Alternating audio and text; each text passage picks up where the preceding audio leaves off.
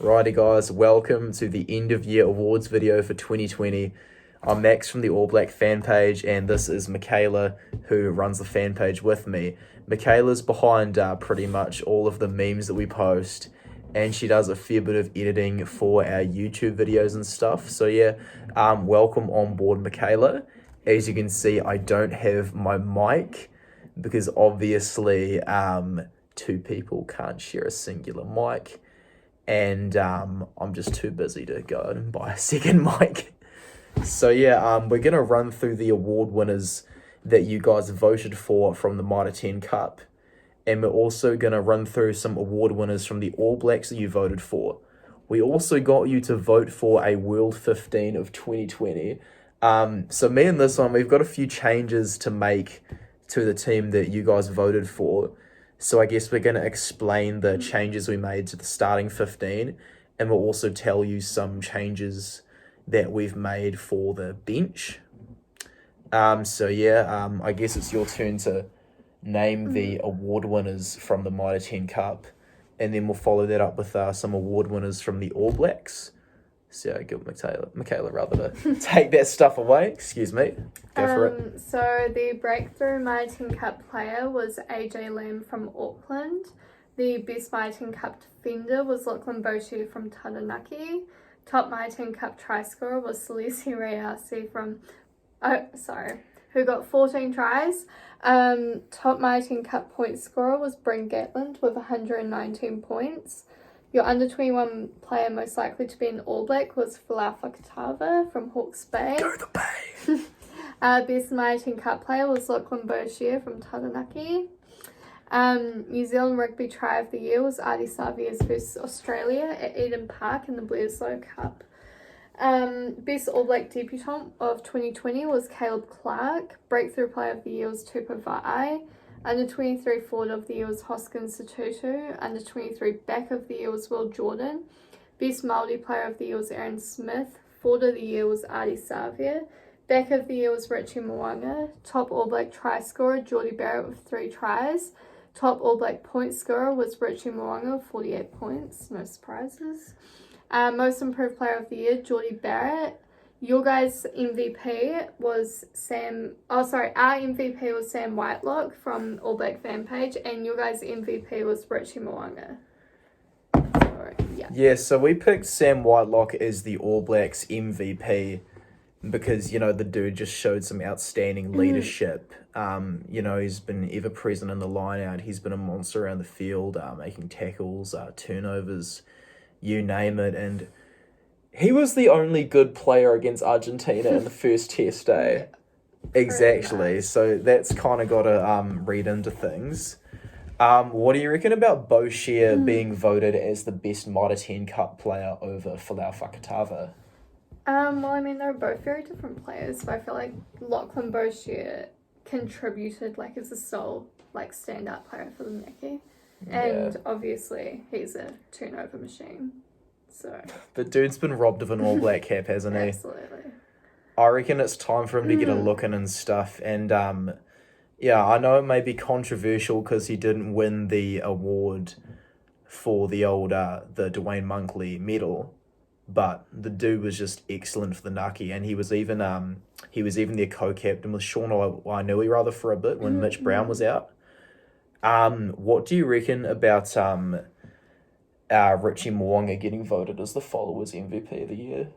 I think that's valid. He played pretty well in Australia, except for that first test versus Argentina, but then again, barely anyone played well against them. Exactly. So, but he had some good spots of playing well, but we just think that Sam Whitelock was more consistent over the test.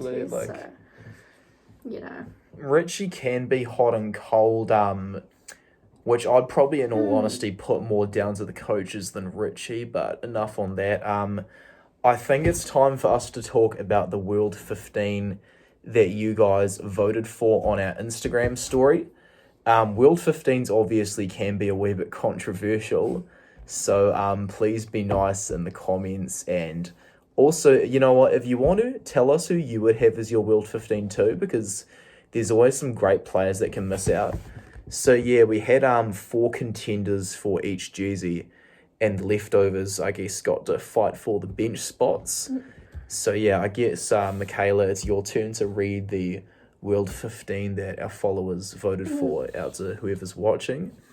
And yeah, after that we'll tell us like the changes that we would make to you guys, because obviously everyone's got their own opinions on who the best players in the world are.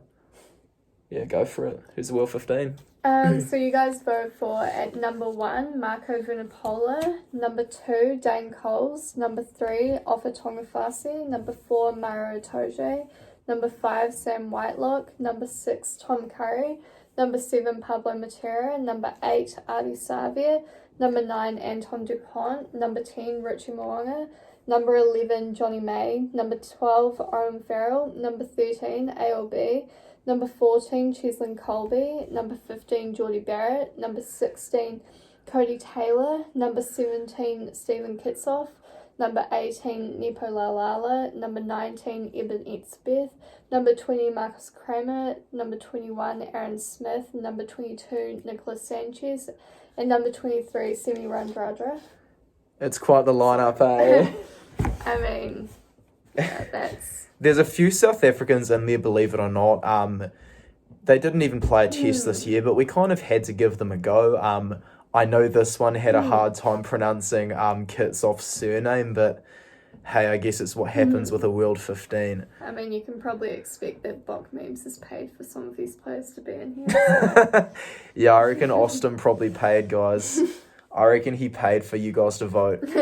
So, Michaela, we both made a few changes. So, correct me if I'm wrong, you have 5 changes to the starting lineup and then 7 changes to the bench. So, I guess, name the changes you've made. So I had, instead of Dane Coles, I had Bongi Mbanabi at number 2. Instead of Tuangafasi, I had Nepo Lalala at number 3. Instead of Sam Whitelock, I had Eben Etzebeth at number 5, which makes him a bit controversial, but oh well. Doesn't get much better than him, eh? At number 14, I had Marika Korobedi instead of Cheslin Colby, and at number 15, instead of Geordie Barrett, I had Elliot Daly, and those are my stars that I changed. And then on the bench, I had number 17, Rory Sutherland instead of Stephen Kitsoff, number 18, Tide Furlong, number 19, Sam Whitelock, number 20, CJ Stander, number 21, Thomas Williams, number 22, Jonathan Joseph, and number 23, Geordie Barrett. So she's made quite a few changes. So first off, why did you choose Mbanabi over Coles? Well, first off, Mbanabi does not think he's a winger. But nah, he has... We love you, Dane. He has a great line out. Like, his line out is very good. He does the basics well, and like, he's just always there doing his key roles at the breakdown. So, you know, whereas I feel like Dane Coles is more trying to be out there being a fast-paced winger when... Hey, it's what he was born to do, and we love him for it. So, yeah. How about Laulala? Why'd you pick him over Tuangafasi?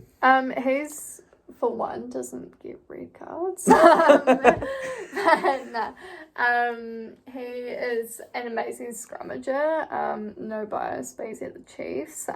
So, you know, and also he makes like an immediate impact as soon as he gets on the field. So, like, he's like just always getting in there straight to the work.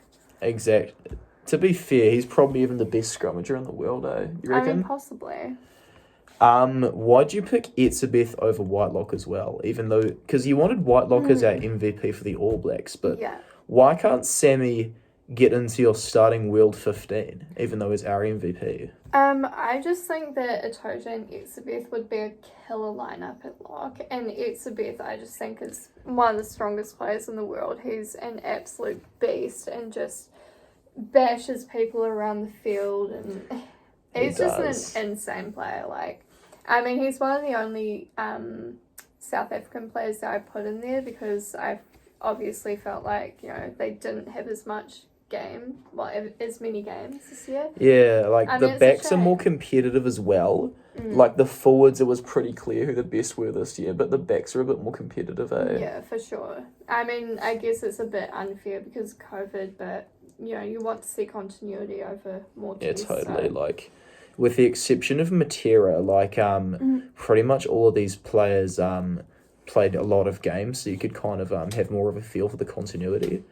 Beshi, why'd you pick him over Cheslin Colby? Well, one, because obviously Cheslin Colby didn't play enough. That's one of the reasons.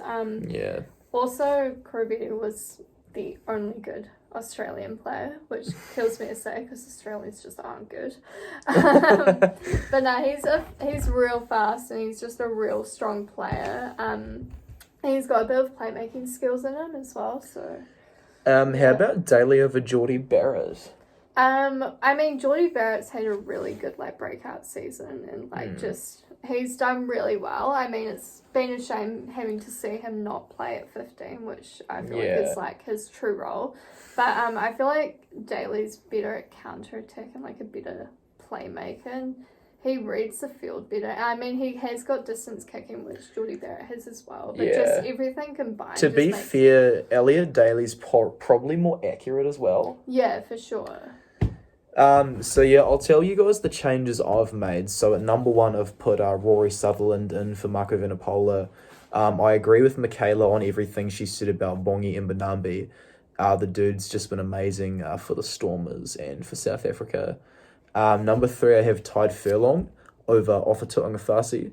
The dude's so strong. You've got to put Tide Furlong in there somewhere. I don't know why Michaela doesn't have him starting, but whatever, it's her choice. For locks, I've paired Etzebeth and Whitelock together and have moved Itoje to the bench. So it's those same 3 players all throughout the teams, but me and Michaela have kind of just shifted them around a wee bit because I was more after a bit of experience and stuff. Number 6, I have Charles Olivon from France. The dude is a beast. Even though he does wear 7 on his back, the blind sides seem to wear 7 in France, and the dude's a monster at the line and he scores a lot of tries. 7, I've got Hamish Watson, who's incredibly strong, a hard carrier. He's been amazing for Scotland. He got a few Man of the Match awards in the Six Nations this year. He's also amazing at the breakdown. 11, I've moved Randradra in from the bench for May at 11. You just can't not select Semi Randradra. I think that the dude would have got nominated for World Player of the Year this year. And to be honest, it was probably between him, Mo'unga and DuPont. 12, I have Nick Tompkins, who was one of the few bright shining lights for Wales this year. 13, I feel that Leonard Brown is perhaps best as an impact player, so I've moved him to number 23, and I've got Veremi Fakatava in at jersey 13 because I feel that Fakatava has a bit more pace because he used to be a winger, and obviously I think he's possibly a wee bit more of a playmaker, and he sets up a few more tries rather than ALB. Excuse me there. 15, I have David Havili. Yeah, it's going to be controversial because Havili didn't get a recall this year, but to be honest, I don't actually feel there are any world-class fullbacks in the world right now. I've got Colby as my number 14, but I feel that Colby's more of a winger, so I wouldn't really class him as a world-class fullback, so instead I have Havili. I've also made a couple changes to the bench, so I've moved Vunipola from number 1 that you guys voted for to jersey 17. I've got Marawa Toje on the bench, like I said before. Pablo Matera's gone down to the bench so I could make room for Hamish Watson. So I still have the Argentine captain there. I've got Romain Intermac at jersey 22. By the time it's the World Cup, I think he already will be France's all-time point scorer. He's just scoring points for days, and he's brilliant around the field as well. And obviously, rounding out the changes I've made, I've got ALB at jersey 23. So yeah, those are our awards and our World 15 changes that we've made. Anything else that needs to be said, I guess? Nah, just have a good Christmas and a New Year and look after yourselves, and we'll be out posting memes over that time probably, so look out. Yeah, we'll get these things posted to our Instagram very soon. And thanks so much for watching, guys. Cheers for 2020 and cheers for helping us reach 10K subscribers. Thank you so much. Bye bye.